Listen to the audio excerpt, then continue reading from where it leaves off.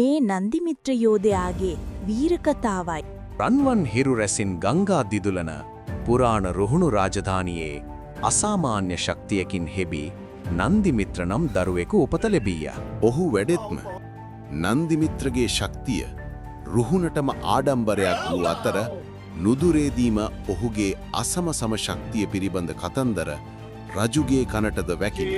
දුටුගෙමුණු රජතුමා දේශයේ රැකීමට දිවුරා සිටි දසමහා යෝධයන් එක්රැස් කළ අතර නන්දිමිත්‍ර ඔවුන් අතර අභිමානයෙන් නැගී සිටියේ.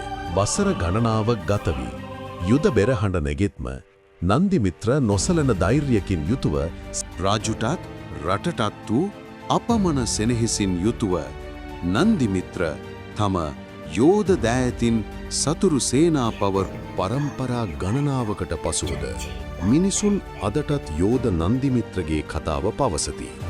ඒ ශක්තියට පමණක් දෙවනි වූ හදවතක් හිමි වීරයාගේ කතාවයි.